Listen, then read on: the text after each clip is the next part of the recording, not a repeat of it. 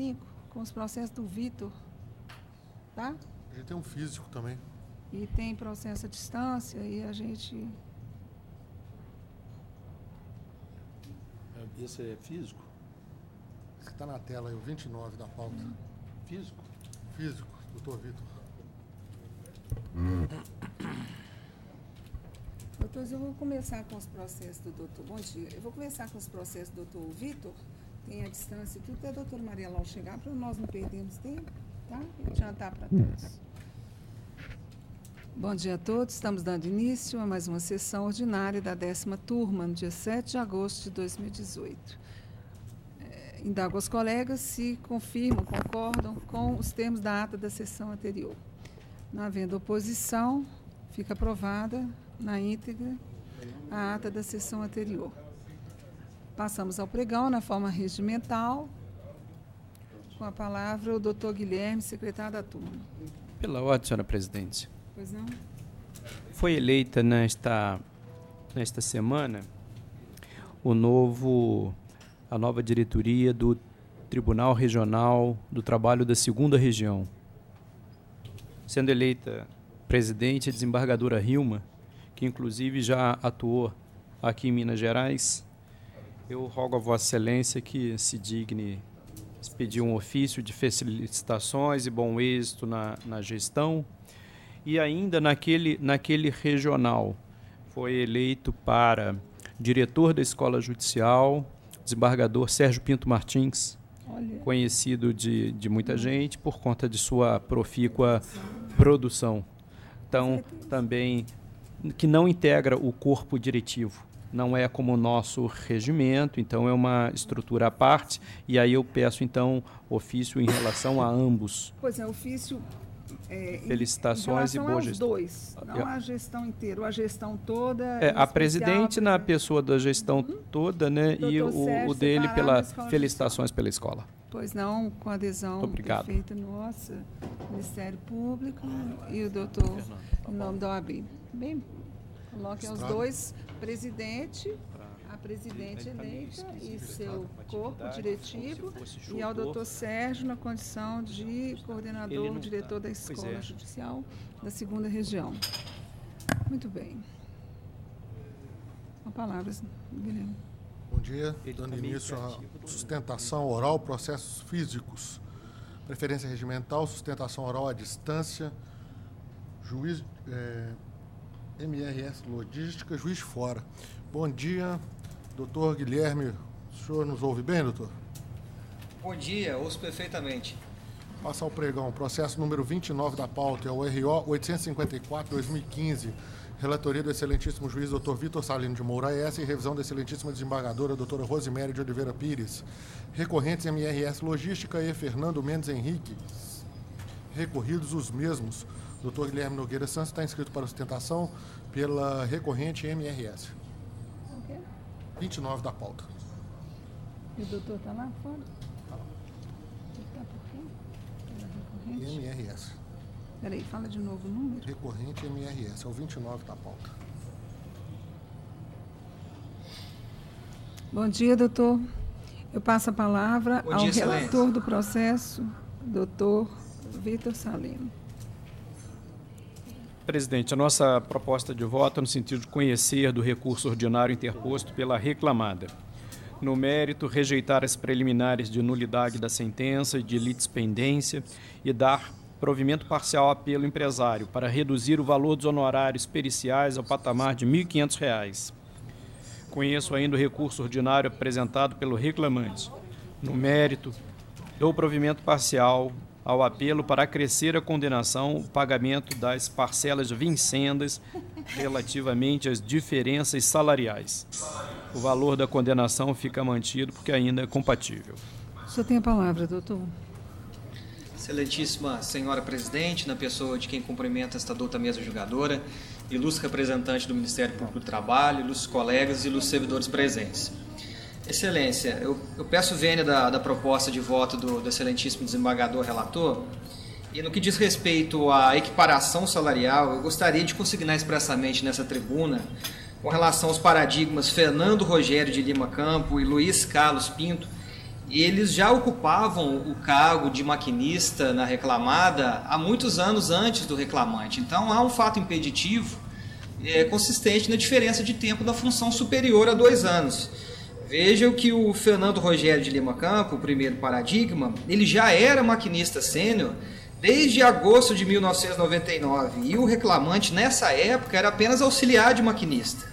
O reclamante ele só veio a se tornar maquinista pleno em outubro de 2008.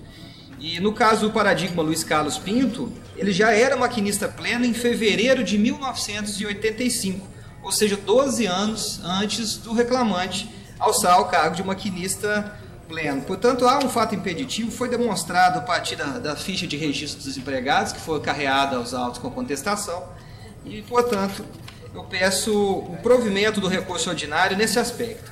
E ainda com relação à indenização do dano moral, eu gostaria de reiterar as contrarrazões, vez que, de acordo com a sentença, não há punição para a parada da locomotiva, e o maquinista ele pode apenas comunicar ao Centro de Controle Operacional nesse caso.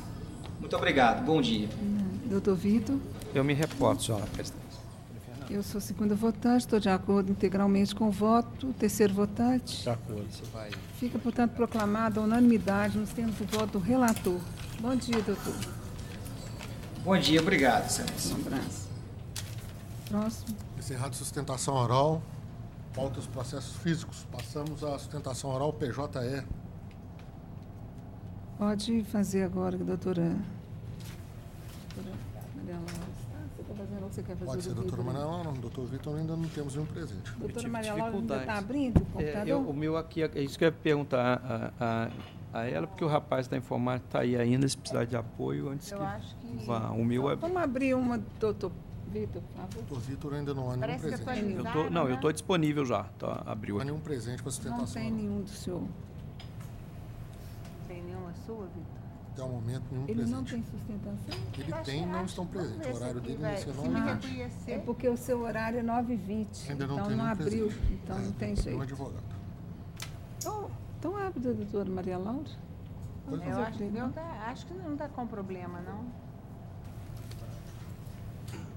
A senhora quer como terceira votante. A gente começa com Pode o ser. meu. Pega o meu aí. Pega o meu. Pega o meu.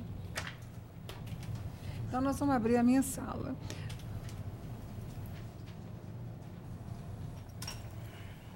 E aí vai dando tempo. Pode. Não tá aceitando mesmo, não. Só 3? Só um minutinho, doutor. Sala da relatoria da excelentíssima desembargadora doutora Rosimério de Oliveira Pires. Nós temos 2 proferências regimentais, advogados de fora da região. O primeiro deles é de Goiás, processo número 38 da pauta, o RO 12.194-41.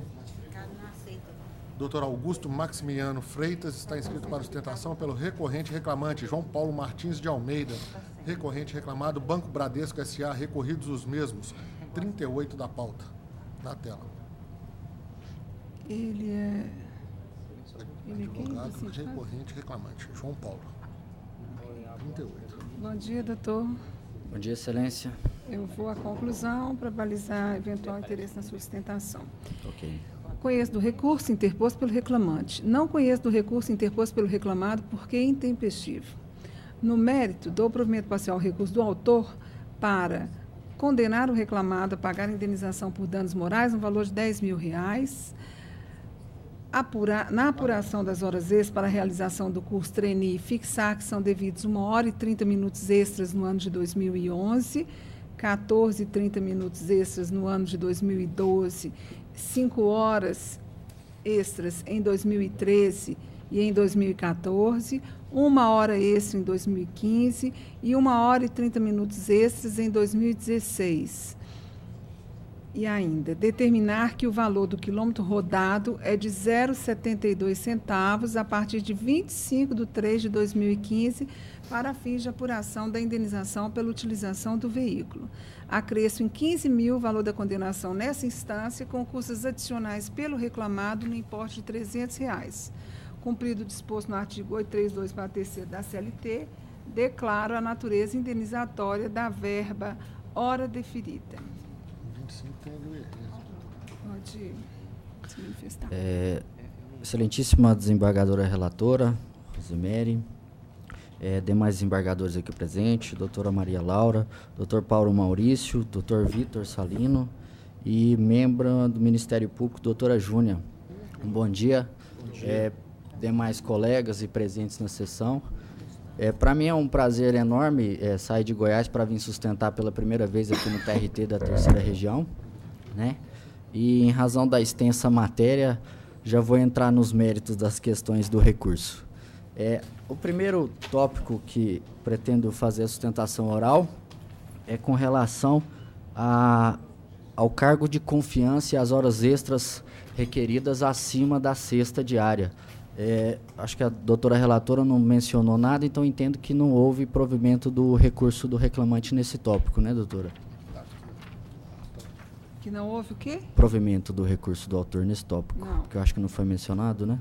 Nós falamos que no exercício das funções lhe era depositada fidúcia especial, não realizando atividades meramente burocráticas, enquadrando-se, portanto, na exceção do parágrafo 2º do 12/4. Então, Certo. apenas o cargo de confiança bancária e não do 62. Certo. Então, passando inicialmente a esse ponto. Essa questão relacionada ao cargo de confiança do bancário é uma questão extremamente controvertida no judiciário, né? O que importa esclarecer, a princípio, é que o legislador ele impôs como regra do empregado bancário o trabalho 6 horas diárias. E veio a exceção no parágrafo 2º do artigo 224 da CLT, que seria o trabalho de 8 horas. Aqueles empregados que desempenham cargo de confiança, chefia ou equivalente. Certo? A questão posta nos autos é discutir se esse empregado que estava enquadrado formalmente como gerente comercial e gerente de contas, ele era um bancário comum ou ele era um bancário cuja confiança nele depositada seria suficiente para enquadrar ele na exceção.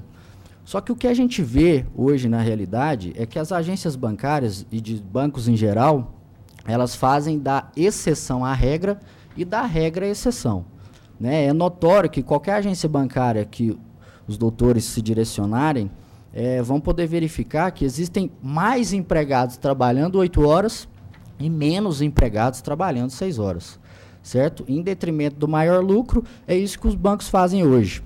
De modo que as nomenclaturas dadas aos cargos e o recebimento de gratificação superior a um terço salário não é suficiente para demonstrar que, de fato, havia exercício do cargo de confiança, né? E no caso dos autos, apesar da juíza, a qual ter mencionado que ele fazia uma atividade diferenciada de demais empregados, que tinha função de destaque, a prova foi uníssona em comprovar que o reclamante ele não tinha subordinados, não tinha autonomia, não tinha poder de decisão, certo? Não tinha procuração com poderes de representação. Então, apesar da nomenclatura gerente, o reclamante ele era um bancário comum, né? A gente tem que saber diferenciar que a confiança necessária para o enquadramento no parágrafo 2º do artigo 224 não é aquela confiança normal e inerente da relação de emprego, a qual qualquer empregado tem. Mas tem que ser uma confiança excepcional, tem que ter um mínimo de poder de mando e gestão para enquadrar esse empregado na exceção legal. Tá? No caso dos autos, a gente vê que o fato do empregado ter maior responsabilidade não quer dizer que ele esteja ocupando um cargo de chefia e confiança. Certo? Agora passamos um pouco à prova que foi produzida nesse processo. O preposto confessou e é uma confissão real, não é confissão ficta. Reclamante nunca chefiou equipe de empregados nas agências nas quais trabalhou. Reclamante não podia admitir ou demitir empregados. Não sabe informar se o reclamante tinha procuração para representar a empresa. O banco tem um departamento de crédito na matriz em Osasco responsável por aprovar operações de crédito.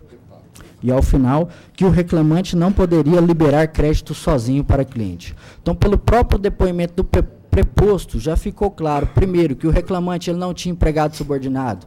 Então, como que ele vai ser chefe sem ter empregado subordinado? Então, já está descartado o cargo de chefia. Segundo, não tinha poder de admissão, demissão, não tinha procuração, não tinha alçada para aprovar ou liberar operações de crédito.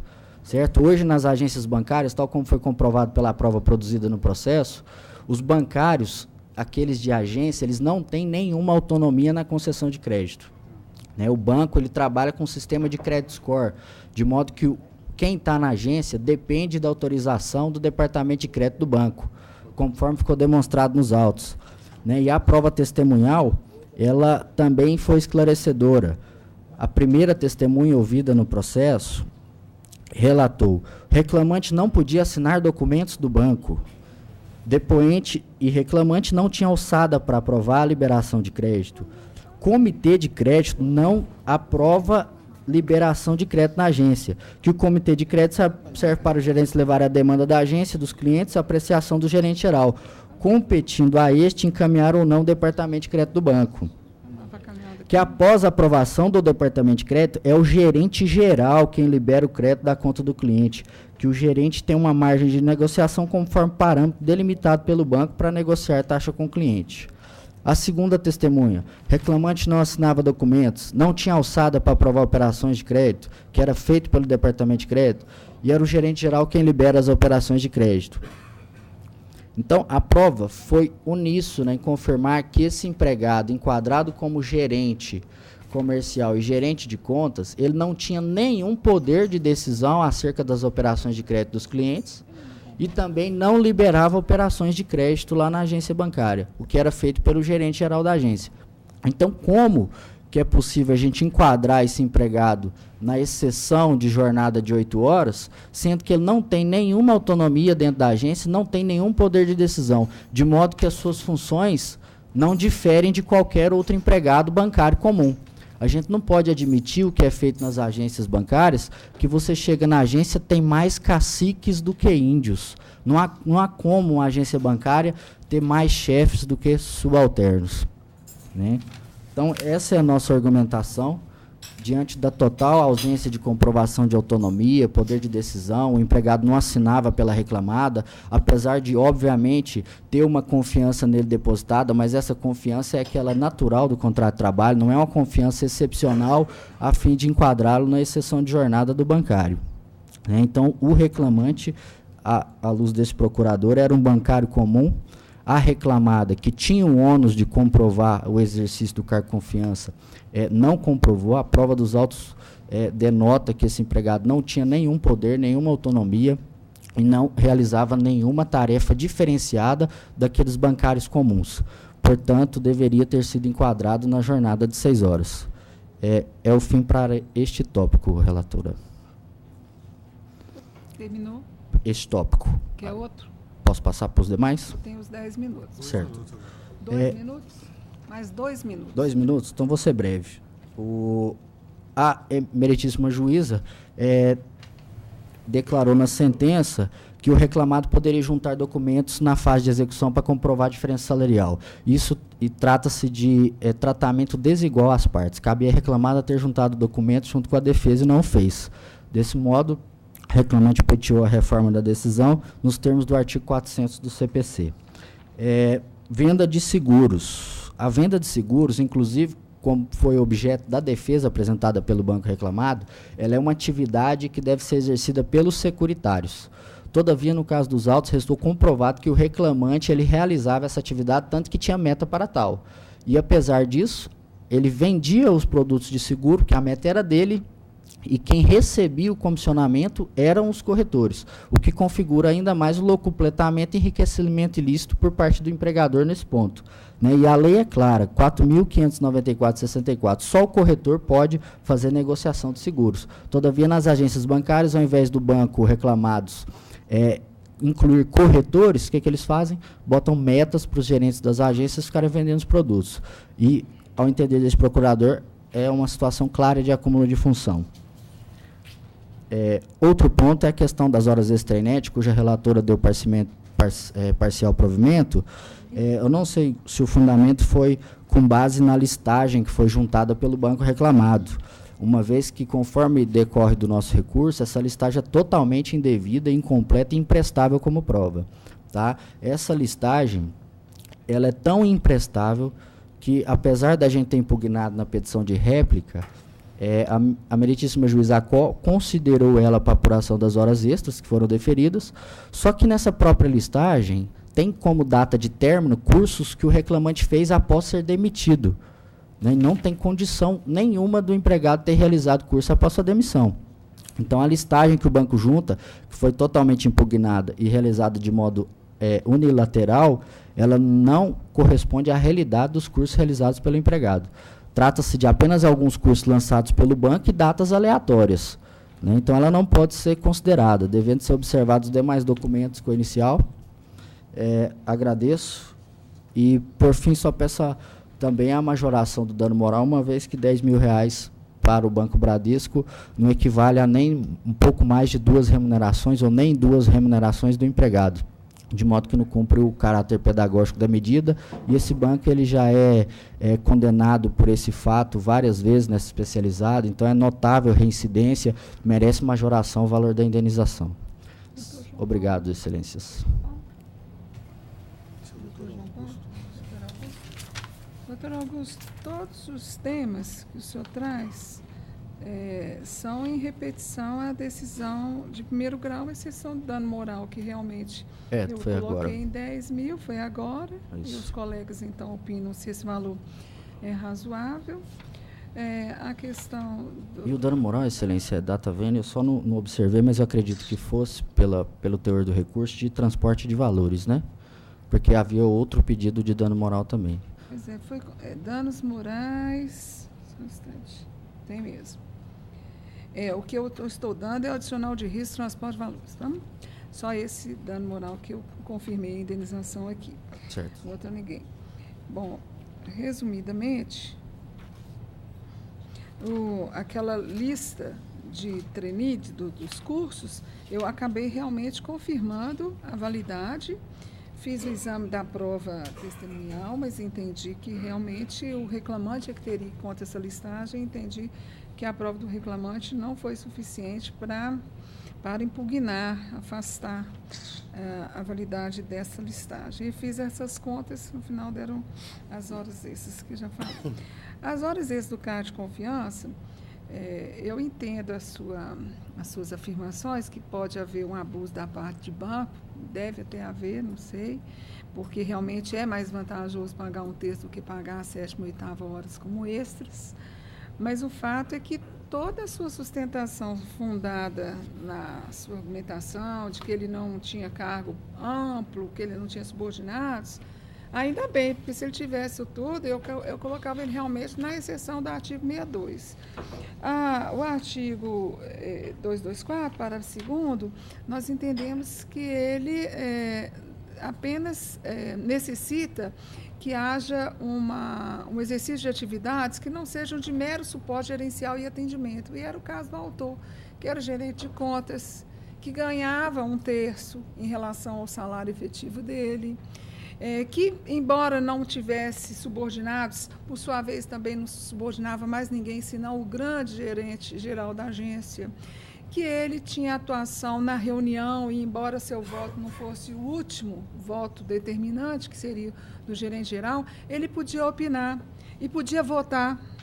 O que mais que eu coloquei aqui? Além de participar de decisões comerciais da empresa, através desse comitê de crédito, ele também tinha carteira de clientes próprios, podia visitá-los. Então, ele não exercia atividade de mero suporte de atendimento gerencial. Então, eu realmente mantive o enquadramento do autor nessa fidúcia bancária restrita e tirei dele a 7ª e 8ª horas como juiz de primeiro grau. É o que eu posso, por hora, dizer para o senhor. O voto é grande, faz análise das várias provas colhidas, no caso da prova testemunhal, algum cotejo com a documental. Enfim, eu mantenho meu voto. Indago ao colega revisor, De acordo. doutor Maria Laura. Eu estou acompanhando, presidente. Acho que hoje essa confiança bancária não é uma confiança, é uma confiança, sim, sumária, para efeito da jornada de 8 horas, e o dano moral pelo transporte de valores, que eram só cheques, né? Está razoável, e o quanto ao assédio, realmente eu acho que eu também estou acompanhando o voto, porque esse problema de metas em banco existe mesmo. Então, o bancário já sabe que ele vai ser cobrado por metas, e cada mês muda a meta e tal. Então, acho que isso não pode ser considerado como um assédio moral.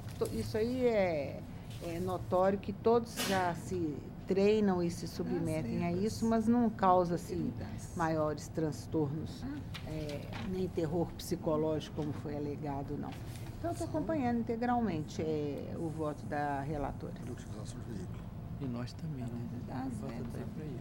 Muito bem, fica proclamada a unanimidade nos termos do voto da relatora. Doutor, um bom dia, bom retorno a Goiás. Obrigado, bom dia, excelente boa sessão. Até logo. Até a próxima. Um abraço. Próximo. Só um minutinho, caiu o sistema, está caindo toda hora. Agora pode ser, doutora Maria Laura. Você tem mais uma preferência na sala da senhora? Pode. Então, vai seguir a preferência da minha turma, depois retorno, doutora Maria Laura.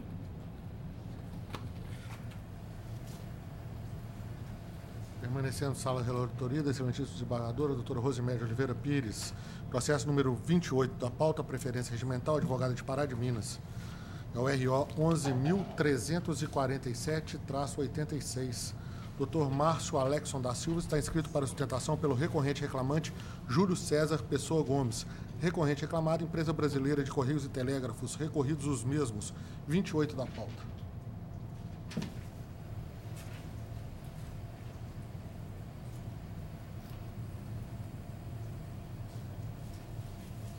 Na tela. Ainda não. O sistema está dando.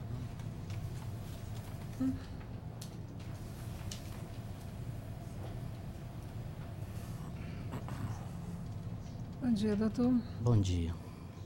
O senhor está pelo Júlio César. Porque parece que o Correio também recorreu. Muito bem. A minha proposta é a seguinte: eu conheço do recurso ordinário interposto pela reclamada no mérito poliprovimento para afastar a condenação da reclamada nas obrigações de incorporar à remuneração do reclamante o valor médio atualizado auferido como gratificação de função, pagar ao reclamante diferenças salariais e reflexos derivados da incorporação da gratificação de função, efetuar o recolhimento das contribuições relativas ao plano de previdência complementar postal prévio e de pagar honorários advocatícios, julgando improcedente a presente reclamação trabalhista. Conheço do recurso ordinário interposto pelo reclamante no mérito do provimento parcial, mas apenas para deferir ao reclamante os benefícios da justiça gratuita. Inverto os ônus de sucumbência, fixo as custas pelo reclamante no importe de R$ 800, calculado sobre o valor da causa atribuído na inicial de 40 mil, isento em razão de ser beneficiado da justiça gratuita. Doutor, inverti tudo, o reclamante perdeu a ação, pode sustentar. Tá. Bom dia, a doutora Rosimédia, na pessoa de quem eu cumprimento todos os demais membros, colegas advogados e serventuários da casa. Excelência, na verdade, o foco principal que a gente sustenta é porque houve a redução salarial. Então, assim, muito embora tenha a súmula 372, que cita que no inciso 1 fala que teria que ter havido a supressão plena, mas no inciso 2 existe a possibilidade de mantida o empregado no desempenho da função comissionada. Então, assim, a estabilidade financeira dele não poderia ser ferida. E, nesse caso aí, a gente conseguiu comprovar que o cálculo das médias, ainda que fosse no sentido de fazer essa apuração dos 10 últimos anos, seria superior ao valor que ele está ganhando. Então, assim, o que para a gente se discute é a questão mesmo constitucional de fundo, que houve uma redução salarial. Assim, se a gente for sair dessa esfera e também for adentrar no aspecto humano da dignidade dele e da família dele, ele ficou muito prejudicado, extremamente prejudicado, porque saiu de uma função de 8 mil, passou para para 3.900, e tem a Luênio também, que ele tinha mais de 16 anos de função. Então, toda aquela estrutura que ele montou com a família dele foi prejudicada por este fato. E, assim, eu não vou ter de memória aqui, não, mas já teve julgamentos aqui do TRT, no sentido até de não somente apurar-se a média e pagar para o empregado na manutenção, foi até de recompor, de voltar à gratificação pelo fato dele estar exercendo a função ainda. Então, assim, o cunho maior mesmo ferir a estabilidade financeira dele e a dignidade da família. Eu não teria assim, tanta coisa mais para adentrar e falar, porque o aspecto fundamental e central seria esse. O que a gente entende, porque a redução salarial por si só, do 468, e aconteceu com ele anterior à reforma, né? Então, na verdade, discutir-se-ia, então, somente assim, pode ou não reduzir o salário? E nesse caso aí houve. Então, esse que é o nosso fundamento, a nossa base de sustentação e a nossa tese, que é a dignidade, a manutenção da dignidade financeira dele e da família. Que são com esses argumentos que eu gostaria de solicitar que fosse revisado o voto e os demais votantes, se pudessem, acompanhar a nossa sustentação. Tá, muito bem. Pois então, doutor, a súmula já é a interpretação da aplicação da lei, né? Interpretação da lei para fins de sua aplicação mais acertada. Eu não posso estender ainda mais essa exegese. Eu não consegui identificar, na hipótese do seu cliente, qualquer uma das hipóteses da súmula 372 do TST. Por isso, eu tive que fazer a modificação. O que acontece? Que eu entendi, ao longo do contrato de trabalho, ele recebeu e continua recebendo gratificação. Só que as gratificações foram sendo mudadas no seu quantum em razão dos vários cargos que ele foi ocupando. Se isso foi manobra ou não foi manobra, eu não tenho nenhuma alegação sequer de fraude aqui, então não podia nem caminhar para esse tipo de investigação. Ele exercia um cargo de confiança, recebia por esse cargo. Saía dele, ia para outro cargo de confiança, ganhava correspondente. Saía daquele, ia para outro cargo, e não dava 10 anos. Então, eu não tenho como, em razão dessas modificações, que podiam ser para menos, podiam ser para mais, o caso dele foi para menos, dar a ele uma estabilidade para a gratificação mais alta que ele já recebeu. Porque o que a lei autoriza e a súmula também é que ele tenha a estabilidade no pagamento de uma gratificação que ele tivesse recebido essa gratificação, esse quanto, por 10 anos. E em nenhuma hipótese isso aconteceu com o seu cliente. Então, embora haja um certo estranhamento, falou, mas o objetivo, o sentido teleológico da norma foi quebrado, porque a ideia era estabilizar o autor no pagamento, e nesse vai e volta de reduções de cargo e de gratificações consequentes, ele sofre esse baque, sofre mesmo, mas o fato é que ele não fez a redução para o cargo de origem, ele sempre modifica de cargo de confiança para outro cargo de confiança. E aí eu não posso adentrar, porque eu entendo que isso aí realmente é um poder diretivo do empregador. Se ele tivesse perdido completamente a gratificação, eu acho que poderia se tentar até uma média dos últimos 10 anos, ou quem sabe na menor, ou quem sabe na última, mas ele não perdeu a gratificação. Talvez mais para frente o senhor possa pensar. Se houver a supressão. Se houver a supressão. Mas enquanto houver o pagamento continuado e ele não tiver voltado à origem, para mim fica difícil. Então, eu acabei fazendo a reversão da decisão de origem, né, reparo e julgando improcedente. Lamentavelmente, aí para o seu cliente, mas só explica ele, não é uma questão de negar a dignidade dele ou da família dele, mas simplesmente fazer o enquadramento que eu entendo da lei numa exegese mais adequada aos termos restritos da súmula 372 do TST. Indago ao colega. Estou de acordo. Doutora Maria Laura. Não tem divergência. Fica, portanto, proclamada a unanimidade nos termos do voto da relatora. Doutor, bom dia. Prazer bom dia, muitíssimo obrigado. Bom dia, doutor Alisson. 5 da pauta. Nós encerramos. Meu? Encerramos na sala de som. 5 é meu? Peraí.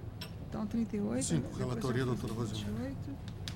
O RO 10.173-22. Dr. Edson Antônio Fiuza Gutierrez, inscrito para sustentação oral pela recorrente reclamado Mega Cabos Indústria e Comércio de Cabos Especiais. Recorrente reclamante João Aparecido Salles, recorridos os mesmos. 5 da pauta. na tela. Ah, sei. Mega cabos. Doutor, bom dia, doutor. Bom dia, excelência. Deixa eu contar uma coisa para o senhor. Eu havia feito um voto. Haja coração, né, doutor?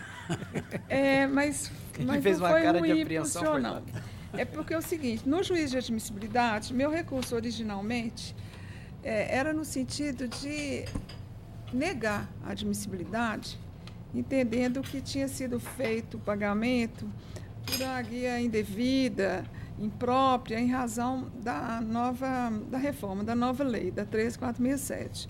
O doutor Paulo Maurício, então, alertou que, na verdade, embora a interposição é um caso sui generis, que eu nunca vi ninguém, eu não conheço, mas assim, o seu cliente fez o depósito na guia que era a própria, na época do recolhimento, que é antes da lei. E depois, na lei, é que ele entrou com recurso. Então, se eu seguir o regramento da nova lei, o regramento da data da interposição, sua guia é imprópria. Se eu considerar que fez o pagamento na data certa, numa data que era que vigorava aquela guia que ele recolheu, seu depósito está correto. Então, o doutor Paulo Maurício levantou essa divergência, dizendo, eu entendo que a guia que tem que ser considerada é a guia com relação às regras que se aplicavam na época da sua feitura.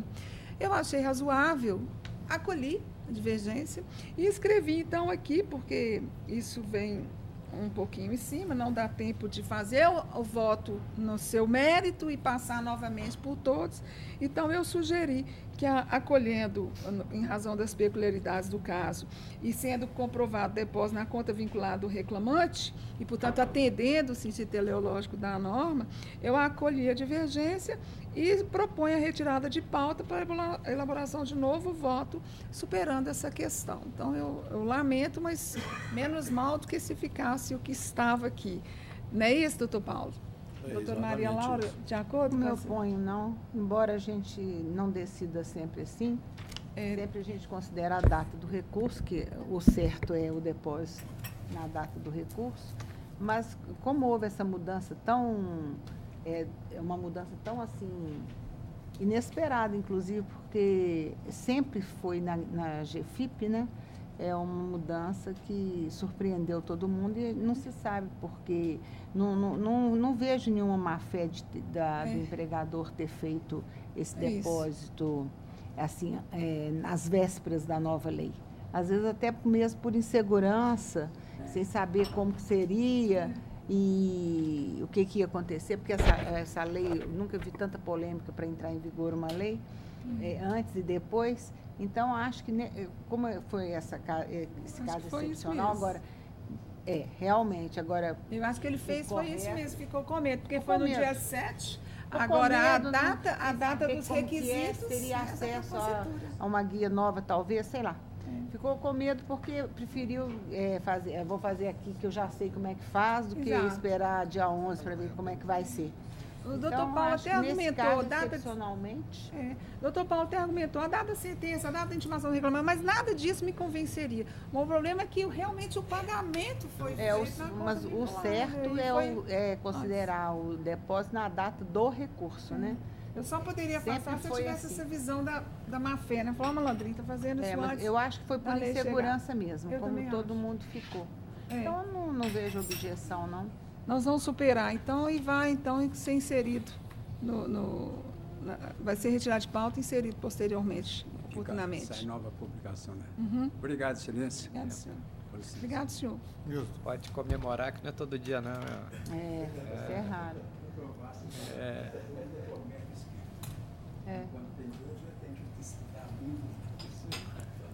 O senhor estava com dúvida nisso? Dúvida mesmo. Não, a dúvida de fazer o depósito, né? Que guia que vai ser. Porque foram tantos detalhes. A questão foi que o tribunal suspendeu. Eu tentava pagar de novo. Estava fora. Não é. É, isso mesmo. Mas é isso. O tribunal não suspendeu nada. Eu acho que hoje Joãozinho sem dor não nada, né? Não. Porque realmente foi um caos foi esse negócio. Ficou todo mundo sem saber o que fazer. Mas como o CPC e nós pegamos esse influxo, está querendo a efetividade, é ver o sentido teleológico da parte, da norma, a intenção dele foi cumprida. Hoje o espírito é esse, né? Ficou o dinheiro, está na conta vinculado, pagou, garantiu o juízo. Vamos lá? O espírito hoje do CPC é salvar o recurso. Salvar o processo, né? Salvar o processo. Esse é o Dá utilidade ao ato, não é isso, doutor? Próximo. Passamos à sala da relatoria da excelentíssima desembargadora, doutora Maria Laura Franco Lima de Faria. O primeiro processo é o número 6 da pauta, RO 10.143-73, recorrente Ana Maria da Costa Alves Moraes, recorridos Conservos, Serviços Gerais e Município de Belo Horizonte.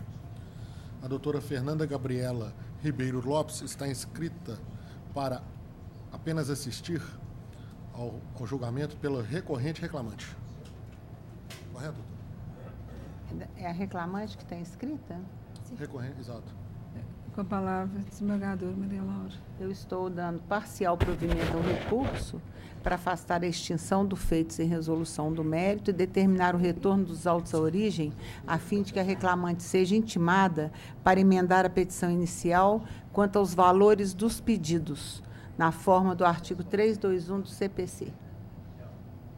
E eu estou de acordo. E, doutor... Aliás, eu sou o segundo. Também acompanho.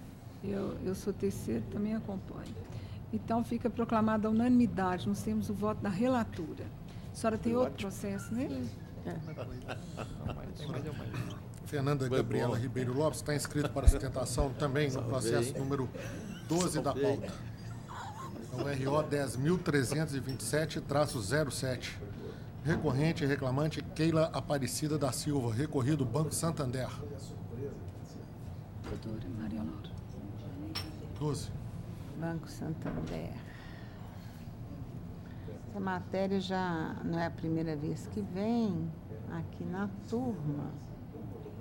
Eu estou rejeitando a preliminar de não conhecimento e conhecendo do recurso interposto pela reclamante, rejeitando a preliminar de nulidade por cerceamento de defesa, por cerceamento, e dando provimento parcial ao recurso para condenar o reclamado ao pagamento de gratificação especial a ser calculado com base na última remuneração, devidamente majorada pela equiparação, multiplicada por 6 critérios de equidade, e conceder à reclamante benefício da justiça gratuita para fins do artigo 832, parágrafo 3º. Esse seria de ataque. De ataque. É meu voto, presidente. Para fins do artigo 832, a senhora declara as parcelas... Sim, aí é natureza indenizatória. Natureza parcial. Muito bem. A senhora quer sustentar? Bom dia, senhora presidente, demais componentes dessa egrégia turma, eminente relatora. Peço vênia aqui, inicialmente, para levantar a questão da preliminar. Né? Em sentença, né, o que a gente pede aqui é a nulidade da sentença por evidente cerceamento de defesa. Por quanto, em AIJ, o magistrado indeferiu o pedido de perícia contábil a fim de apurar as diferenças denominadas do programa próprio específico do primeiro e segundo semestre e da diferença de comissões pela abertura líquida de conta corrente. O pedido restou indeferido justamente pela falta de provas. Então, não há demonstração de diferenças porque a prova ela foi tolhida de ser produzida. Ou seja, o meritíssimo juiz sentenciante que indefere a produção de provas para em sentença fundamentar o indeferimento dos pedidos justamente pela falta de provas. Então, a gente entende aqui que o cerceamento de defesa ele é patente, ele é evidente, pelo que merece ser declarado, né, por esse juiz especializado, a nulidade da sentença e a remessa dos autos aí à origem para a produção de prova. Né. Ainda, no que se refere à indenização por danos morais, chama atenção, né, porque a prova produzida ela demonstra que ocorria sim um constrangimento pela cobrança de metas, inclusive com a exposição de ranking. Se não vejamos aqui o depoimento, a prova que foi produzida. Peço vênia para ler trechos dos depoimentos. Inicialmente, a testemunha convidada, a rogo da reclamante, senhora Cíntia de Melo Moreira, que a cobrança era muito feia, pelo fato de que eram expostos nas reuniões diárias, que havia quadro com a produção individual de cada um, além de informações via e-mail, que entende constrangedor quem não cumprisse. Ficava com o resultado escrito em vermelho, além da intensidade. A testemunha ouvida a rogo do réu, senhor Luiz Henrique Poleto, a divulgação de ranking com resultados de cada funcionário instalado via sistema. E ainda, senhor Marcelo Azevedo, que há ranking via sistema com resultados individuais, que o ranking mostra a produção do funcionário e daqueles que estão à sua frente. Ou seja, merece reforma no particular, excelência, que ficou evidentemente demonstrado que havia esse constrangimento, né, pela exposição de metas, inclusive com grifo em vermelho de quem ficasse nas últimas colocações.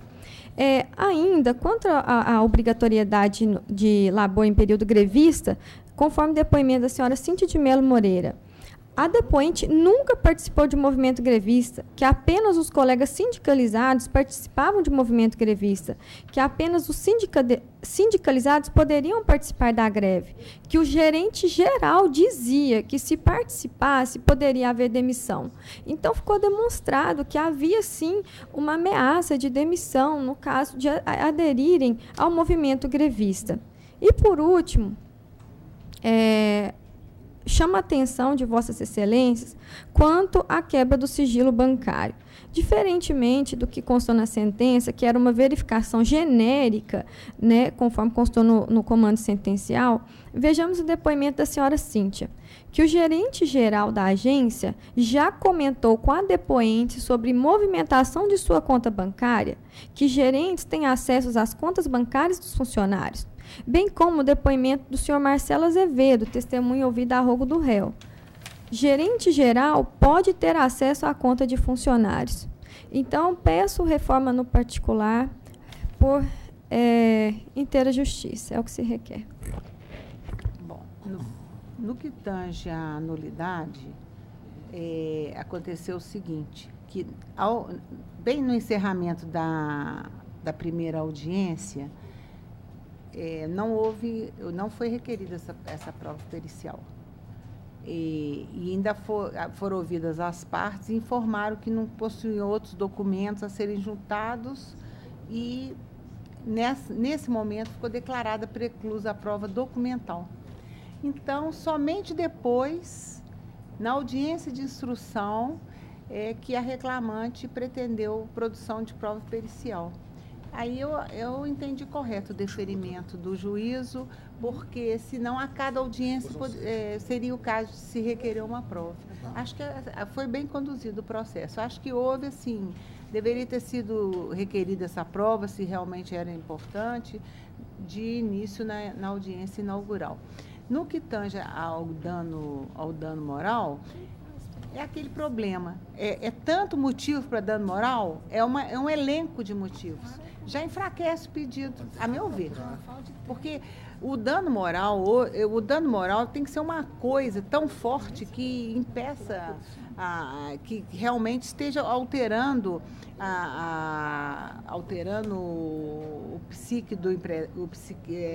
o psicológico, né, do empregado, a ponto do contrato ficar insustentável e dele ficar realmente afetado.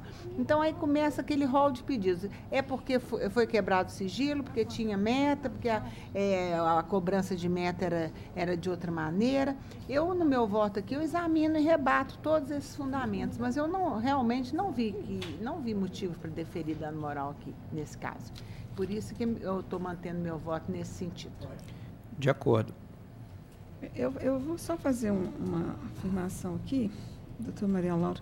Quando eu li o voto da senhora, eu senti uma vontade de pedir litigante de má-fé do reclamante. Porque, veja bem, a prova pericial é uma prova técnica. Das duas, uma. Ou é um tema que realmente não tem como a reclamante ter conhecimento, né, o juiz, ou faltava documentos que não poderiam sair da empresa e ir. Isso em relação à prova documental, quando se precisa de prova pericial na fase de conhecimento. Se na audiência as partes disseram que não tinha mais documentos, isso significa que todos os documentos estavam lá, porque o reclamante nem pediu mais documentos. Reclamado, você me traz mais documento aqui que não está tudo. Então, se ela disse que não tem mais documento para juntar e disse que não tem mais documento da reclamada para juntar, todos os documentos são os autos. A reclamada, tendo momento para se insurgir com relação a essa documentação, trazer algo em amostragem, como se faz com horas extras. O reclamante pede horas extras, os documentos chegam nos autos, ele faz o confronto e indica a diferença. Aí o que ele faz? Chega na hora da instrução, fala assim, queria uma prova pericial para apurar a diferença, fazer o que eu não fiz, para quem sabe trazer uma impugnação que eu não trouxe, quem sabe para adiar audiência para poder trazer uma testemunha nesse sentido. Sinceramente, doutor, esbarrou muito perto, passou muito perto de um incidente infundado. Agora, a doutora Maria Laura, que é a relatora, entendeu que não há, né? nem trouxe esse tema, entendeu só que ele não é cabível, que não é cerceio e que a parte é que tinha que fazer a indicação, e não fez sequer por amostragem e fechou. Mas eu quero dizer para a senhora que, assim, porque amanhã só tem outro processo na primeira instância, de novo querendo prova pericial. Não, a prova pericial, volto a dizer para a senhora, a gente defere sim. Eu me lembro, né, várias vezes, na primeira instância, deferir prova pericial contábil, em processo de conhecimento, mas em estritíssimos, excepcionalíssimos casos. Não é esse caso em que uma mera amostragem pudesse garantir a reclamante o sucesso do seu pleito. Eu concordo, portanto, com o voto na integralidade. Obrigada. E fica proclamada a unanimidade. Obrigada, bom dia. Todo mundo vai pedir. Deixa em documento, não. E aí, se tem diferença de reparação salarial? Perícia. Próximo. 27 da pauta. ROPS 11.719-65. Dr. Antônio Abdala Neto está inscrito para sustentação oral pela recorrente reclamante Damares de Souza Gomes. Recorrente reclamado Atento Brasil S.A. Recorridos os mesmos.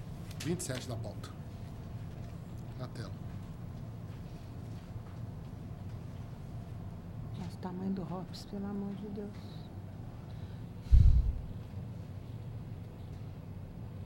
Ele está pela frente? Não, pela reclamante. Tá. Bom dia, doutor. Passo a palavra à relatora. Bom dia, excelência. Bom dia. Eu estou conhecendo dos recursos e sendo da reclamada a exceção do tópico atinente ao índice de correção monetária por falta de interesse recursal, já que a sentença determinou a adoção da TRD exatamente como pretendido pela empresa. Eu rejeito a preliminar de não conhecimento do recurso da reclamante por ausência de dialeticidade, e conheço também do recurso, entendendo que ele está fundamentado devidamente e com clareza de motivos, e não vejo motivo para colher essa preliminar. E, quanto ao mérito, estou negando provimento ao recurso da reclamante e provendo em parte o da reclamada para reduzir a condenação relativamente ao ressarcimento das despesas com a internet ao importe de R$ 165,00 pela instalação e R$ 54,95 mensais, autorizada a dedução dos valores recebidos sob a rubrica AJ Custo Home Office, conforme se apurar pelas fichas financeiras de ID que eu cito aqui. No mais, eu estou mantendo a sentença pelos próprios fundamentos e acrescentando alguns fundamentos aqui. Obrigado, excelência. Senhor, por favor. Sustentar. Excelentíssima desembargadora presidente dessa egregia turma, excelentíssima relatora, na pessoa de quem eu peço vênia, aos demais membros que a compõem, para cumprimentar, ilustre representante do Ministério Público, digno secretário, colegas aqui presentes.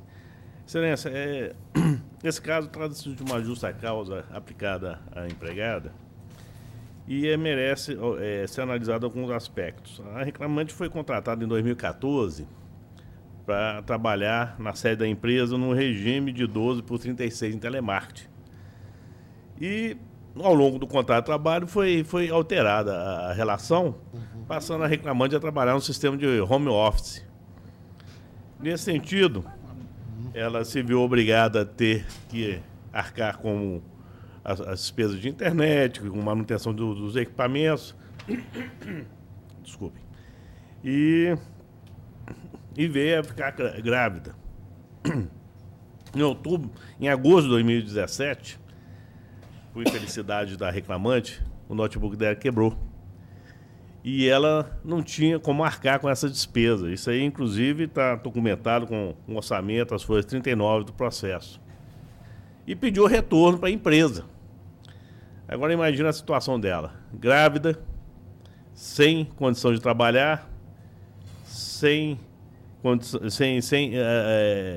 receber as despesas para fazer o seu deslocamento até a empresa, porque a empresa não forneceu o vale transporte. Inclusive, esse fato é alegado na inicial, e a ficha financeira dela, as folhas 130 dos autos, comprova que não foi disponibilizado o vale transporte para ela comparecer na empresa. Mas mesmo assim, ela pegou com sua mãe emprestado R$200 e compareceu à empresa, até quando o dinheiro deu para fazer isso.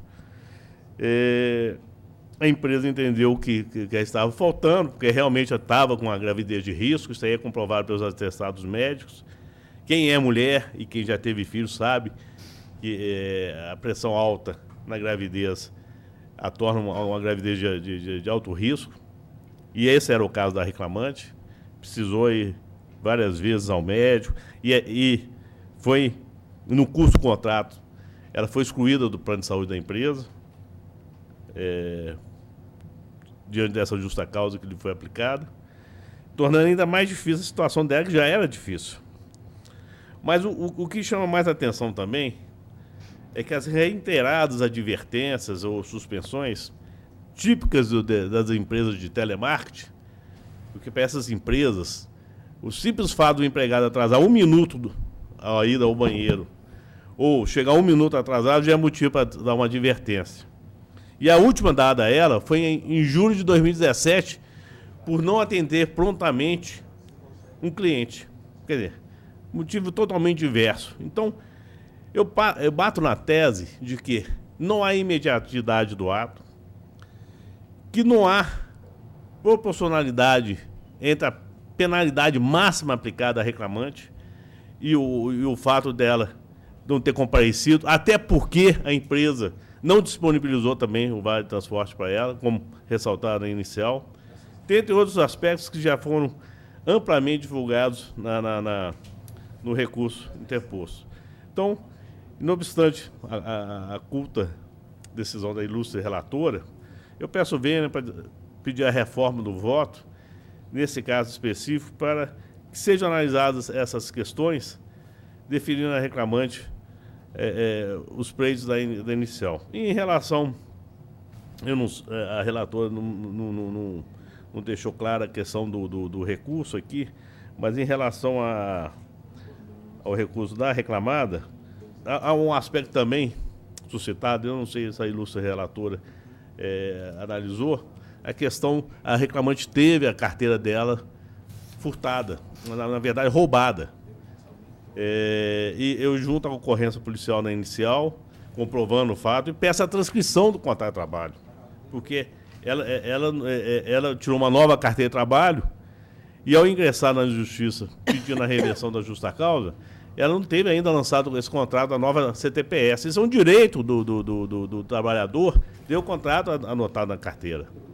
E o doutor juízo de piso entendeu que, ao suscitar essa questão nos embargos de declaração, que não era, seria revolver fatos e provas. O data vênia é totalmente inócuo, porque, como eu disse, é um direito do empregado, ainda que tenha sido aplicada uma justa causa nele, ter lançado na sua nova carteira de trabalho o contrato de trabalho. E é um dos aspectos também, a obrigação de fazer, que eu venho suscitando no recurso e peço que seja deferido também. É o que se espera. O ROPS é um processo sumário em que eu poderia estar aqui sem nem fundamentar nada que eu estivesse confirmando da sentença, que foi muito bem lançada. Mas no que tange, até acrescentei bastante fundamento aqui, mas no que tange a justa causa, realmente o que eu vi do processo é o seguinte, que essa reclamante, ela estava já, a conduta dela, o conjunto probatório permite concluir que era reiterada, conduta faltosa, conduta desinteressada, e então, por esse motivo, ela recebeu. A empresa tolerou e depois começou a adverti-la por faltas injustificadas, atraso. Foi advertida várias vezes, suspensa. Ela foi advertida 4 vezes, foram aplicadas 4 suspensões, descumprimento de escala de horário, desleixo no atendimento de cliente. Então, essas penalidades a obreira confirmou no depoimento pessoal ter sofrido todas essas penalidades e que estão confirmadas pelos cartões de ponto. E, finalmente, depois, em razão de outras faltas, veio a justa causa que estava com suporte nesse comportamento dela, que foi por desídia, e tinha suporte nessas penalidades anteriores com essa intenção pedagógica da empresa, é o que a doutrina e a jurisprudência consolidam. Então, não teve também, não há prova que essa ausência de 8 dias seguidas, que depois de 8 penalidades ela tenha conseguido faltar. Não há prova que ela que tinha quebrado o monitor dela, que ela trabalhava em casa e que ela tinha impedido o trabalho dela por um período tão longo. Enfim, acho que a desídia ficou caracterizada aqui. No que tange a carteira, a transcrição das anotações, o pedido feito na inicial foi de que essa transcrição só teve uma causa, esse pedido, que foi a reversão da justa causa, e para alterar a data da saída. Esse foi o pedido. E apenas essa pretensão recursal de transcrição do contrato foi totalmente novatória para falar que era em razão de um assalto sofrido. Então, nesse ponto, eu estou mantendo a sentença, acho que foi correta. E depois o senhor vai ver os fundamentos aqui, assim que publicar, os que eu acrescentei. Integralmente de acordo, presidente.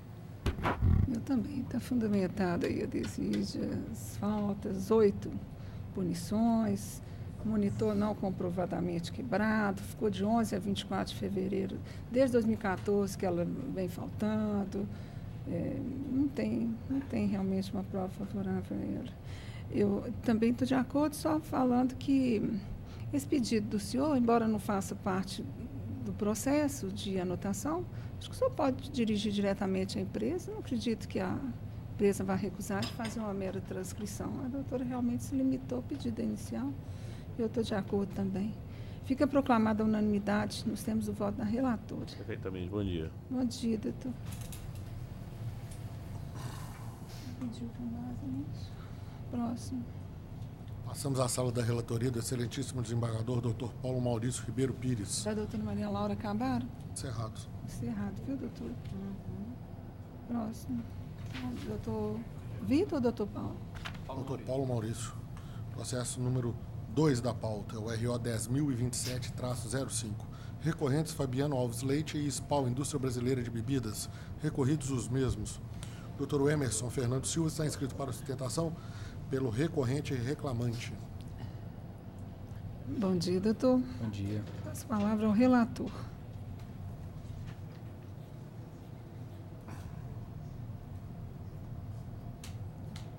Estou conhecendo os recursos interpostos, afasta preliminar suscitada no mérito do desprovimento parcial.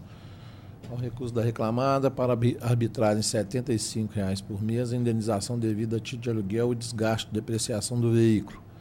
Determinar que o autor, na função de auxiliar de merchandising, laborava de 7 às 17, de segunda a sexta-feira, o que deve ser observado no cálculo das horas extras. Mantidos os horários, os demais horários, inclusive sábados, domingos, feriados, nesta função. Também para determinar que o reclamante usufruía 1 hora de intervalo entre a jornada por dia elaborado, excluindo a condenação o pagamento das horas extras correlato. Excluir da condenação também o pagamento da PLR 2014. Determinar que a correção monetária deve observar os índices aplicáveis conforme cada período nos termos da fundamentação.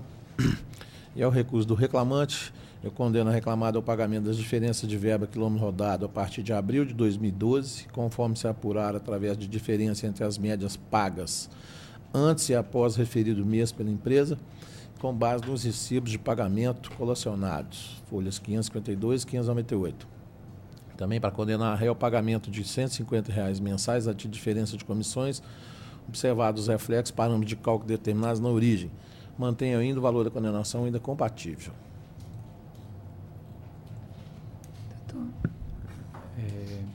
Peço licença para cumprimentar todos na pessoa da senhora presidente. Bom dia. Com relação às diferenças de comissões, data máxima vênia a proposta de voto do eminente relator, o que se requer é a majoração do valor dessas diferenças de comissões para que seja deferido no montante indicado na petição inicial, tendo em vista que a reclamada, no período que o reclamante elaborou na função de vendedor, não consta nos autos todos os documentos, como relatórios de vendas, critérios de estipulação de comissões, mais as notas fiscais desses períodos. E caberia à reclamada juntar todos esses documentos em atenção ao princípio da aptidão para a prova. E é importante destacar aqui também que, conforme preconiza o artigo 6º do Código de Processo Civil, que as partes elas devem cooperar para o andamento processual para que chegue num julgamento de mérito justo. E a fixação, entende-se que a fixação no montante de R$ 150 mensal ela não abrange todo o prejuízo que o reclamante teve ao longo do seu contrato de trabalho. Então, nesse sentido, eu peço vênia a proposta de voto do eminente relator para que seja majorado as diferenças de comissões e determinado a condenação no montante indicado na petição inicial. Já com relação ao pagamento da indenização do veículo pela depreciação e manutenção do veículo, é fato incontrovérso que a reclamada exigia o uso de veículo, então também que a gente pede para que seja mantido o valor deferido na petição inicial, em razão de que o montante de R$ 75 ele não abarca todo o prejuízo, o desgaste com o veículo que o reclamante suportou ao longo do contrato de trabalho. São nesses dois pontos que pede vênia ao eminente relator e os demais embargadores votantes para que dê procedência ao recurso ordinário do autor. Estou mantendo a proposta. Doutora Maria Laura. Eu tenho aquela divergência que eu já apresentei aqui de outras vezes quanto a essa periculosidade, que eu entendo que não há base no momento legal para deferir essa periculosidade em razão da regulamentação daquela portaria com 565, que está sob júdice.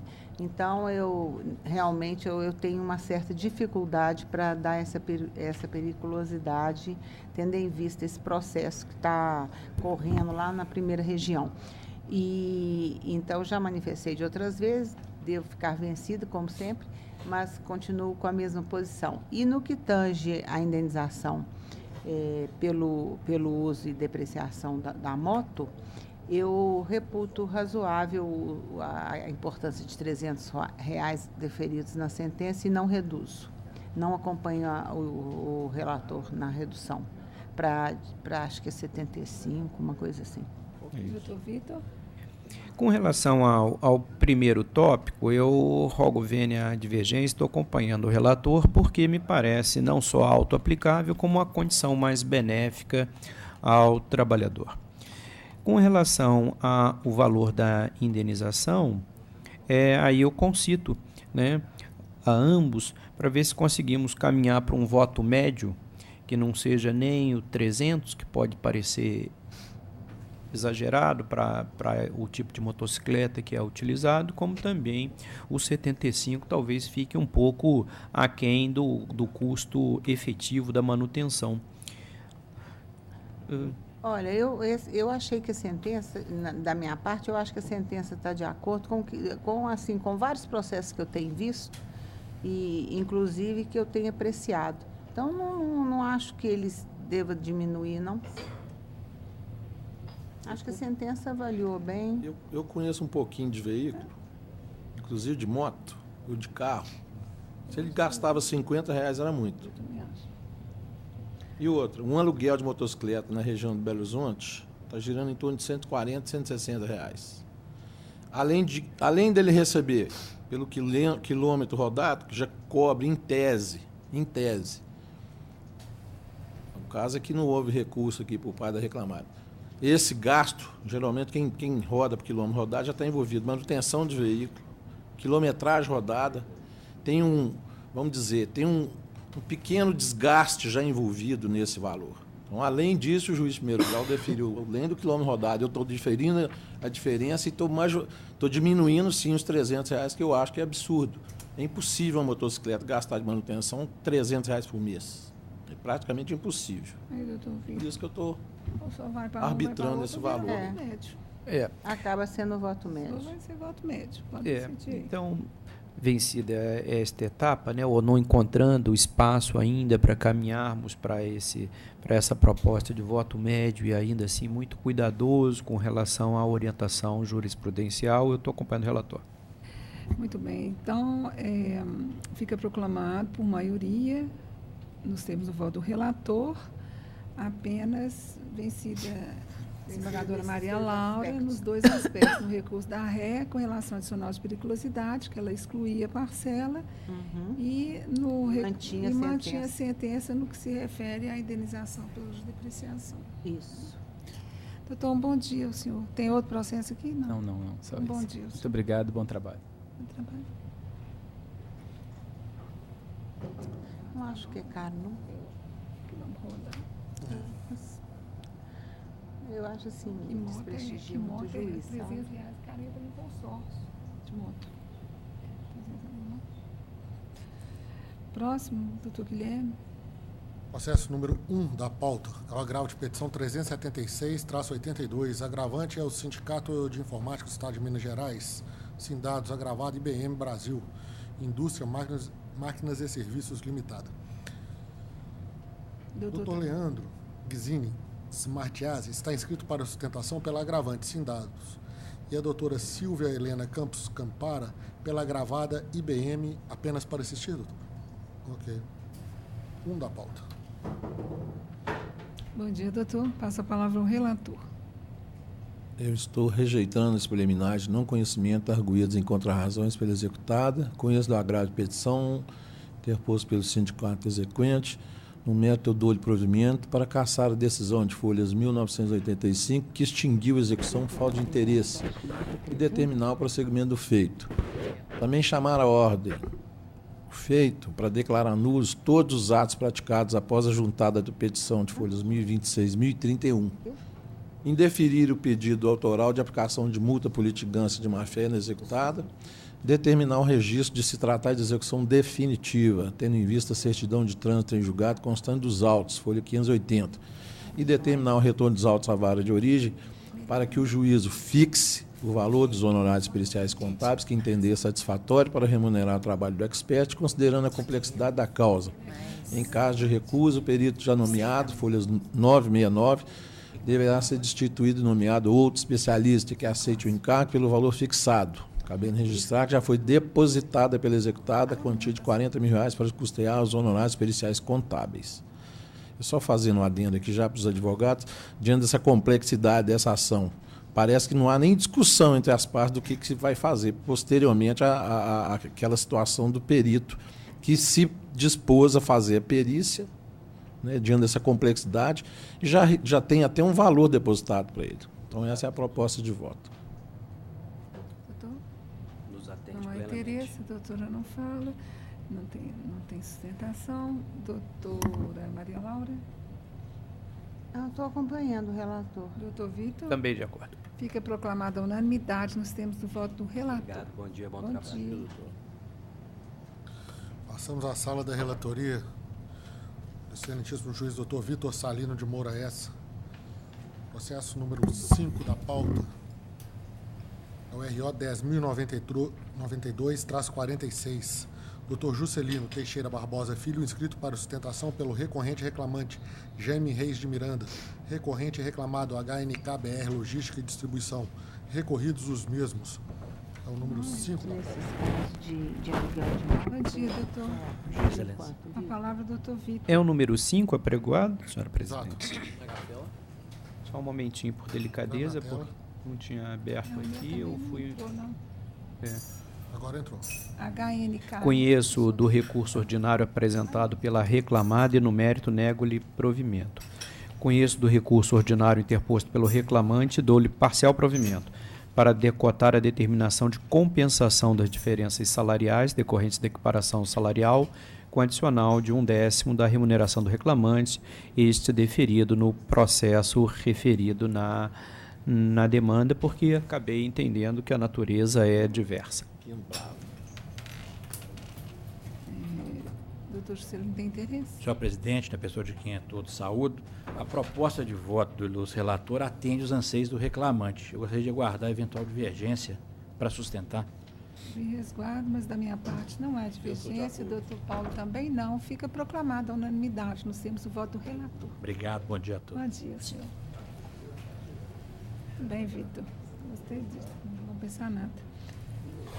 Tem outro? Mais Está acabando. 3 processos, 3 sustentações ainda. A próxima é o número 10 da pauta. É o ROPS 10.352-67, é recorrente. Sindicato dos Auxiliares de Administração Escolar de Juiz de Fora, recorrido. Sindicato dos Estabelecimentos Particulares de Ensino da região sudeste de Minas Gerais. Dr. Geraldo Hermógenes de Faria Neto está inscrito para a sustentação pelo Sindicato REL. Bom dia, doutor. Bom dia, excelência. Eu passo a palavra ao relator. Conheço e nego, senhora presidente.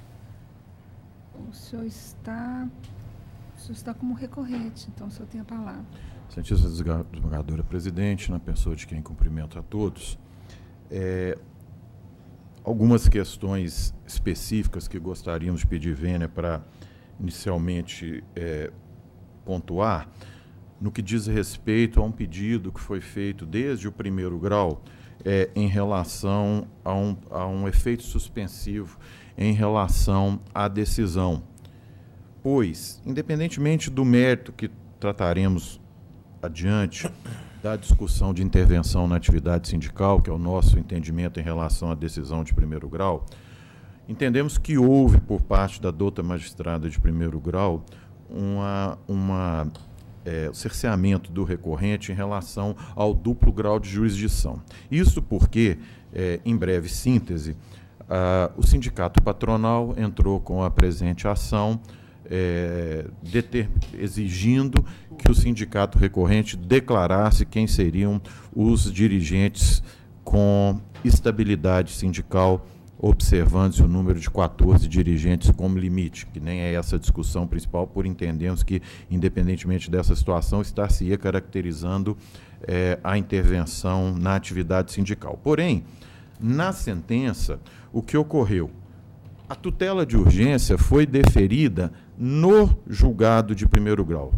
Não houve a prolatação de um despacho de tutela de urgência anteriormente, o qual daria ensejo ao recorrente de, no mínimo, via mandado de segurança, junto à SDI dessa colenda corte, discutir a necessidade da suspensão da decisão até o trânsito em julgado, uma vez que, na própria sentença, a magistrada diz: preenchidos os requisitos previstos no artigo 300 do Código de Processo Civil, defiro a tutela de urgência pretendida e determino que o sindicato réu informe nos autos, no prazo de 20 dias, após a publicação da presente, o nome dos 14 membros da diretoria que indica para se valerem das garantias previstas no artigo 543, informando expressamente o nome do trabalhador, o cargo que ocupa na diretoria e seu respectivo suplente, sob pena de multa diária de R$ 200, limitada a R$ 4.000 a ser revertido ao autor.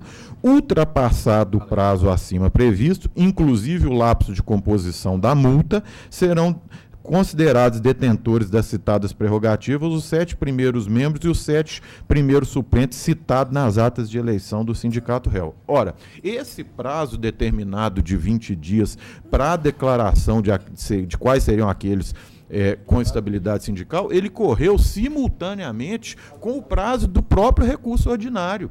Ou seja, a multa vai estar correndo, sendo aplicada, e, caso não se reconheça, não se confirme, data máxima vênia, o que estamos declarando aqui em sentença, independentemente das decisões subsequentes em instâncias superiores, a multa vai ser aplicada. O prazo dela independe do prazo de recurso ordinário e da interposição de recurso por parte do recorrente.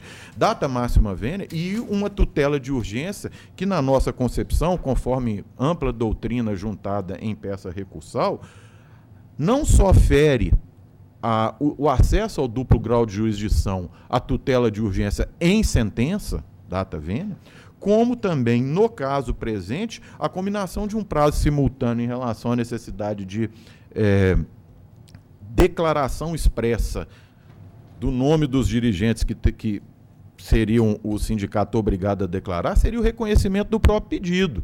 Então, ora, se vai haver o recurso, se for interposto o recurso, inclusive, quando da interposição do recurso, reiteramos o pedido de efeito suspensivo, para que só se fosse aplicado qualquer tipo de multa após o transcorrer do mesmo, foi indeferido, fizemos um pedido à relatoria de efeito suspensivo pelos mesmos motivos, que entendemos que essa determinação de tutela de urgência da sentença feriu o direito à ampla defesa, então insistimos, argumentando não haver provimento no recurso, que esse efeito suspensivo seja deferido até o trânsito em julgado do feito. Com relação ao mérito, com relação à decisão, inicialmente entendemos que o sindicato patronal, na condição, ele não é quem recebe as comunicações da entidade sindical de quais seriam os dirigentes com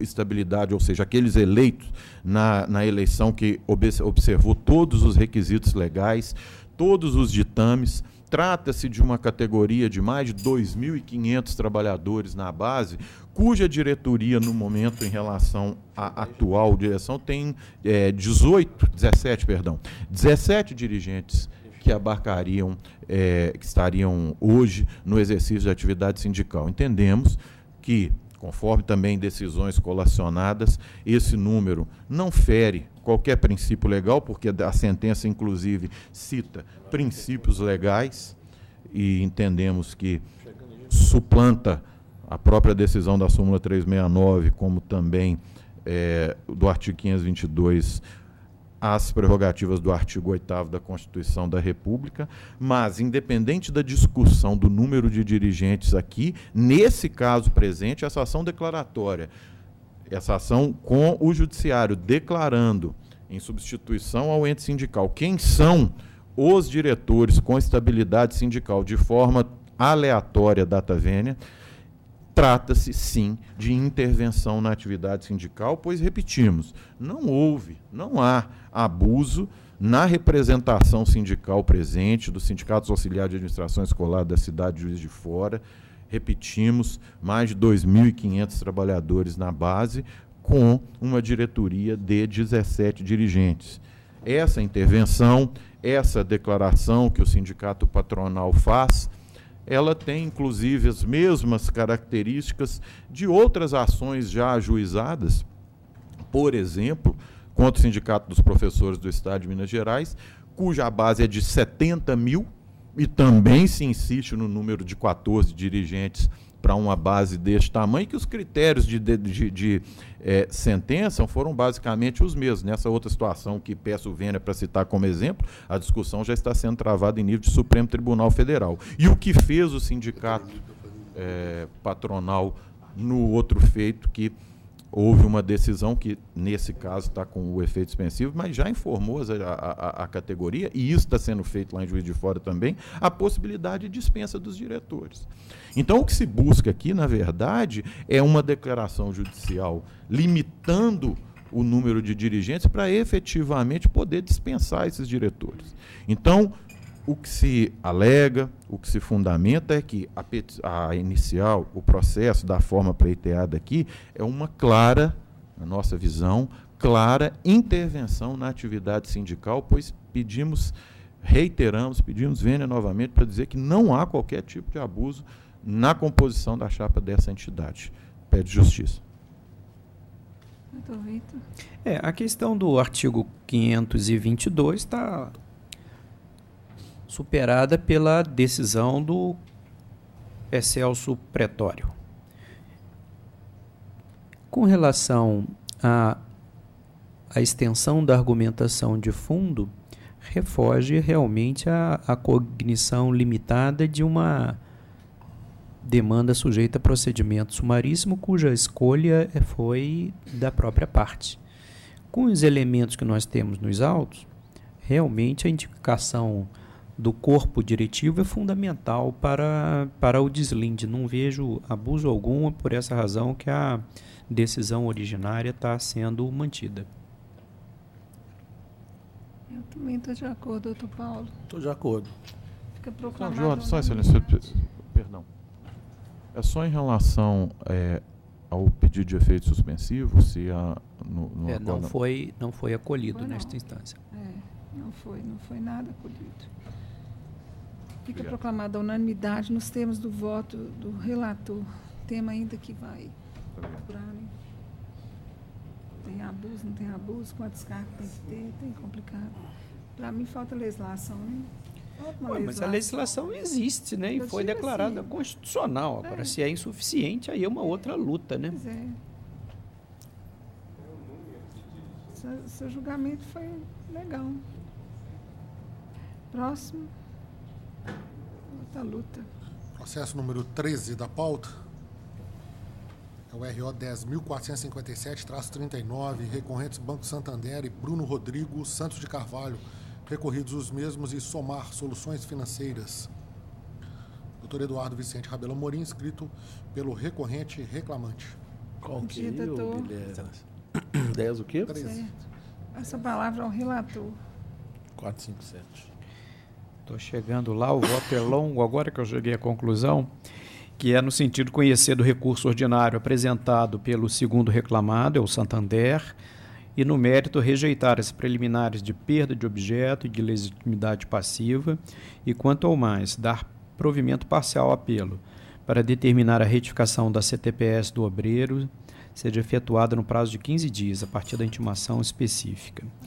Com relação ao recurso do reclamante, o posicionamento meritório é no sentido de determinar a atualização dos créditos trabalhistas pela TRD no período de março de 2015 a novembro de 2017, pelo IPCA de 11 de novembro em diante, conforme a TRD, conforme tem sido o posicionamento sumário depois da definição do tema pelo Supremo Tribunal Federal. Doutor Eduardo. Senhor presidente, demais convidados da Igreja Turma, senhores, senhora procuradora, senhores funcionários, funcionários e colegas. 2 pontos eu gostaria de ressaltar aqui do recurso do reclamante. Primeiro, eu já debati várias vezes aqui, relacionado com salário base. O que aconteceu no Santander? O Santander adquiriu alguns bancos e trouxe inúmeros outros empregados que passaram a exercer como reclamante a mesma função de gerencial. Mas ele trouxe uma situação diferente. Aqueles empregados que vieram de outros bancos tinham um salário base maior do que os outros. isso impactaria, evidentemente, até mesmo na gratificação de função, uma vez que essa é calculada em cima do salário base. Bom, o entendimento nosso é no sentido de que o banco atraiu o ônus do risco do negócio.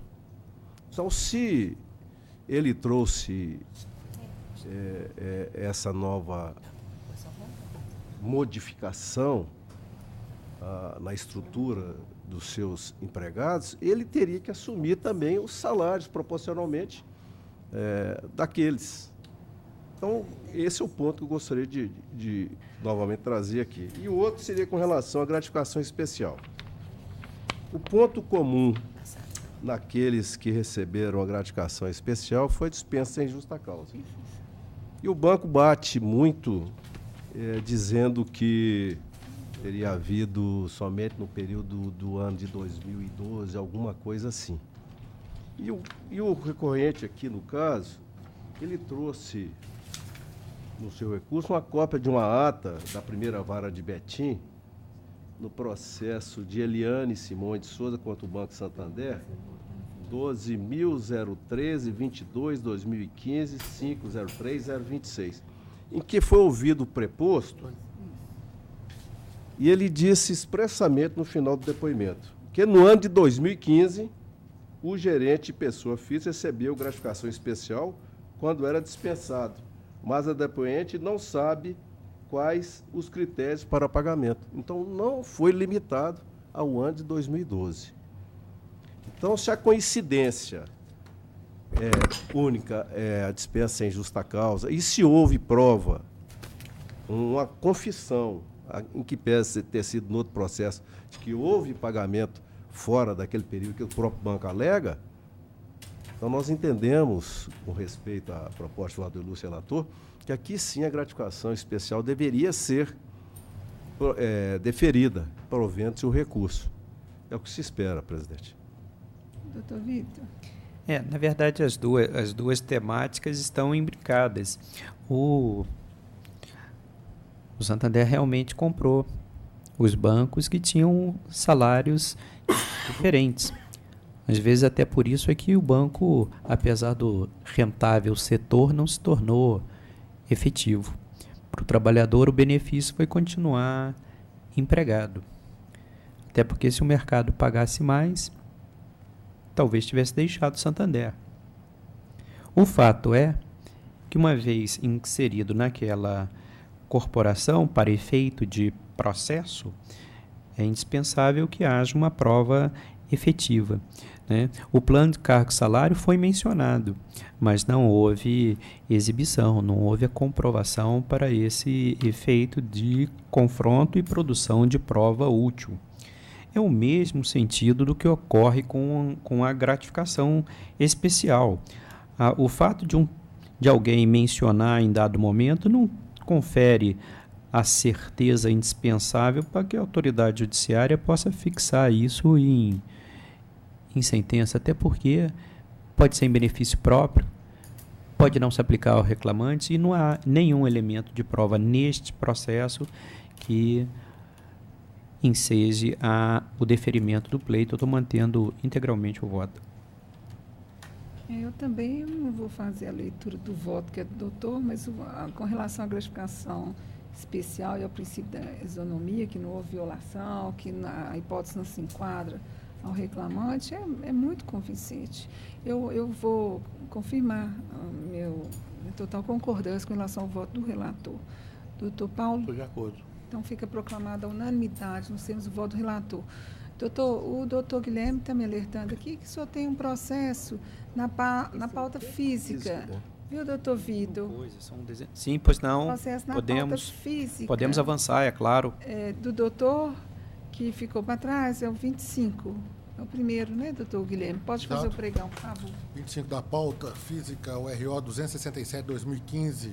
Relatoria, doutor Vitor Salino Moraes, revisão, excelentíssima desembargadora, doutora Rosimédia Oliveira Pires, recorrentes, Leonardo Sanzon Ramalho, Banco Santander S.A., recorridos os mesmos, doutor Eduardo Rabelo Amorim, pelo reclamante recorrente.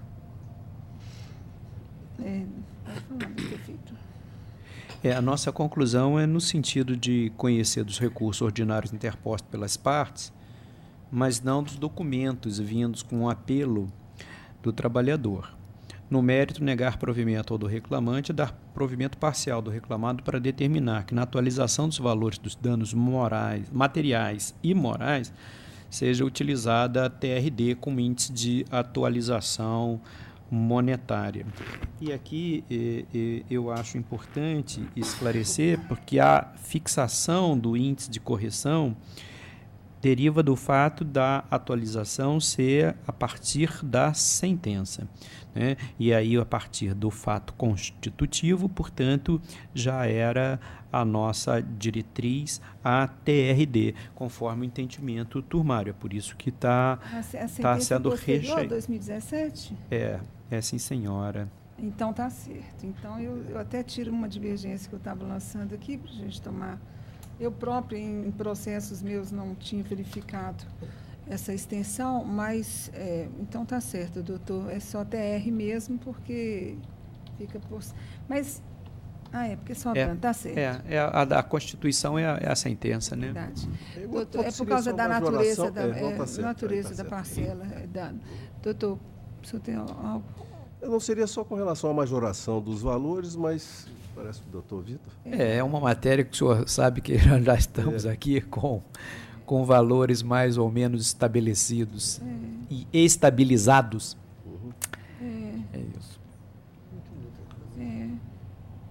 Pois é, ficou em 5. E nós estamos fazendo realmente valores menores que o pedido pelo senhor. Eu estou de acordo com o voto do doutor Vitor. Doutor Paulo? Então fica a unanimidade, nós temos o voto do relator. Doutor Eduardo, sempre um prazer, bom dia. Prazer, muito obrigado, bom trabalho para todos. Muito obrigada. Pode seguir, Guilherme, parece que só tem mais uma, né? Permanecemos. PJS, Sala da Relatoria do Excelentíssimo Juiz, doutor Vitor Salino de Moura S. Doutor, é o último, Por fim, é o processo número 20 da pauta, RO 10.885-88, recorrentes Márcio Silva de Medeiros e Vale do Tijuca, Açúcar e Álcool. Recorridos os mesmos, Rafael Correia Fontoura, Wanza Mecanização Agrícola, doutora Poliana Nogueira Cação Bicalho, escrita para sustentação pelo recorrente e reclamante Vale do Tijuco. Bem, 20 da pauta. Bom dia, doutora. Bom dia, excelência. Passo a palavra ao relator, doutor Vitor. Conheço do recurso ordinário interposto pela terceira reclamada, a Vale do Tijuco, e do primeiro recurso ordinário interposto pelo reclamante. Esclareço a turma que foram 2 e pelo princípio da unirrecoverabilidade eu estou privilegiando apenas o primeiro e não conhecendo, por conseguinte, do segundo recurso do obreiro, que seria adesivo. Faço a aplicação do princípio da unirrecorribilidade. No mérito, dando provimento ao apelo da reclamada para declarar a prescrição total em relação à pretensão do autor, ficando extinto o processo com resolução de mérito, tornando prejudicado por desnecessidade o exame meritório remanescente. Inverto os ônus sucumbenciais, incumbindo ao reclamante o recolhimento das custas dadas em função do valor da causa, porém com isenção que foi consagrada em primeiro grau e estamos aqui a referendar. É como voto. Doutora, eu vou pedir vênia para aguardar eventual voto divergente, excelência. A senhora está pelo reclamante? Pelo Vale do Tijuco. Ah, pelo Vale. Pois é, eu falei, mas vai esperar. E está achando bom, né, doutora? É verdade. Eu vim aqui por conta da prescrição. Tá. Eu entendi reclamante, não teria falado, equívoco meu. Então, eu estou de acordo. Doutor Paulo também. Fica proclamada a unanimidade. Muito obrigada, bom trabalho, bom resto de semana a todos. A senhora também. Bom dia. Aí eu falei, é porque houve demanda anterior, mas não houve a comprovação. Não, perfeito. Mas eu acho que logo, quando falou doutora, reclamante, como tem 2, eu entendi que era reclamante. Eu falei, nossa, mas eu vou esperar mais o quê? O negócio está péssimo. Bom, próximo. Encerramos sustentação oral. A sala está aberta.